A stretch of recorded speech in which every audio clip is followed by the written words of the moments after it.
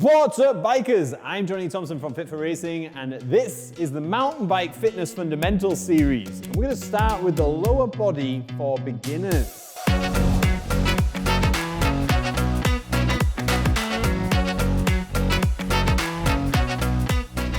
Check out our later videos for intermediate and advanced versions, but today this is for people that are new to fitness based around mountain bikes. So before we get into lower body movements, it's important to know about safety first, particularly on the squat. So we like to take a look at mobility and movement quality. So if you take a look at Pat, he's got very flexible hips. To the side, Pat. So Pat's going to demonstrate an air squat. So how far forward his knee is compared to his toe and how flexible his hip is determines the range that he has, the depth, and safe lower back position. If he had non-flexible ankles, his knee would be further back and he would be more hinged and his hip would be higher, even though the hip angle is the same.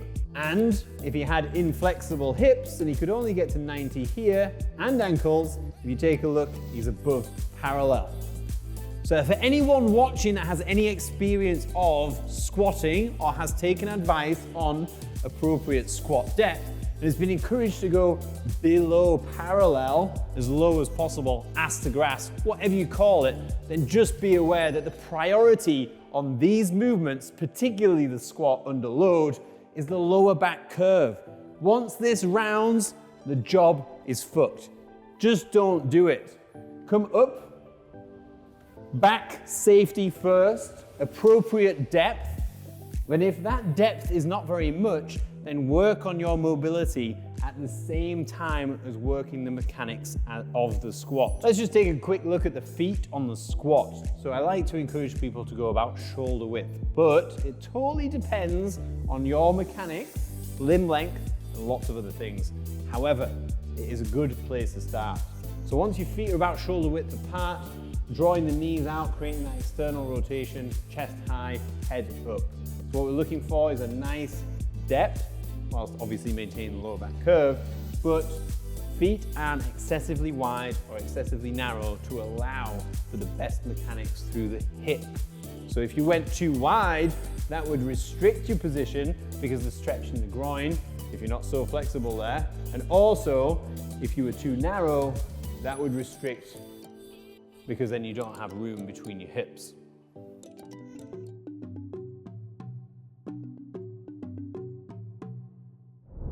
So with all of that mobility and safety in mind, we're going to suggest that the first movement that you try is a goblet squat. Let's see why. So Pat's holding a kettlebell. It can be any kind of weight. Then he's going to bring his knees out to create external rotation and torque in the hip. Nice for the knees, nice for the hips. The kettlebell there is not to add difficulty.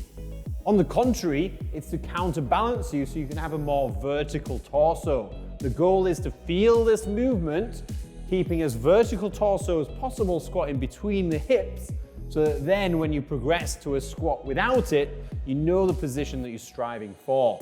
It also helps if you have tight ankles to get into a more deep squat without compromising the safety of your mechanics.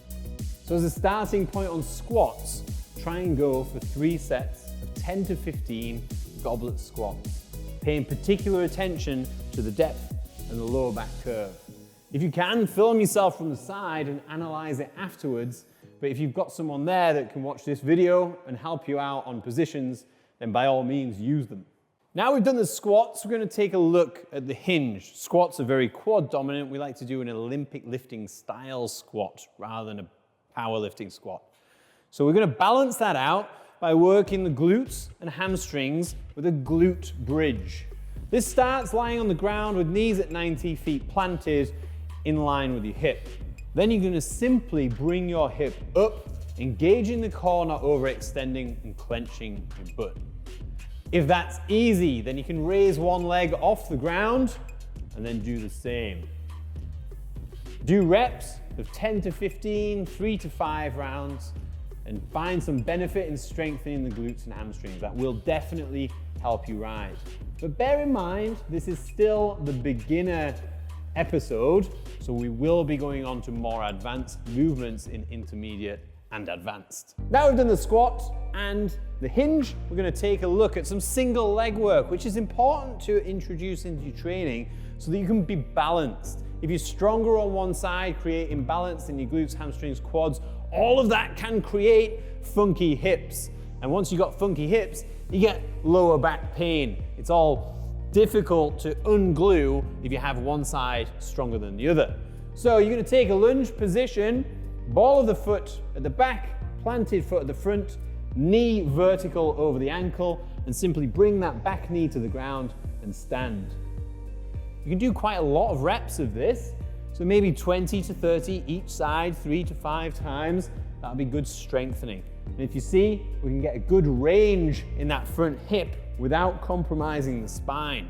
So if you do have really bad mobility for the squats, then a lunge is a good substitute to get the range so it hits the glutes and hamstrings well without compromising the spine. And the final thing we're going to look at is an assistance movement, the Cossack squat. So this is something you can introduce to increase your mobility and squatability. So if you look, what? Squatability. Squatability? Is that one word? One word or squatability? Hashtag squatability. So where were we? Where were we? Cossack squats. Cossack squats, increasing your squatability. Yeah? What did you get in English? Double A. Double A. Okay, you could be a smart ass then. I'm dyslexic. Oh, you're discriminating. Let's get on my dyslexic crutch. Cossack squat with a K. Is it a K? Let's go. Cossack squats, Cossack squats. These are very f***ing good at increasing your squatability and mobility. If you take a look, that front knee can ram forwards, increasing ankle mobility and function. And then this other leg, the trailing leg, really opening up the groin. Did that get one? Yeah, you And this here as an assistance movement to introduce to the days when you're doing squats, lunges, and hinges will also help all of that function and ability. As you can see, you don't need a lot of weight to get it really working quads, hips, mobility, and increasing that function, which will, of course, help you on the bike. And that is the end of episode 1, lower body for beginners. Tune in next time to see some lower body for intermediates, and then later advanced, and we're going to move through into upper body and some capacity stuff in the future. Subscribe, like, and I'll see you next time.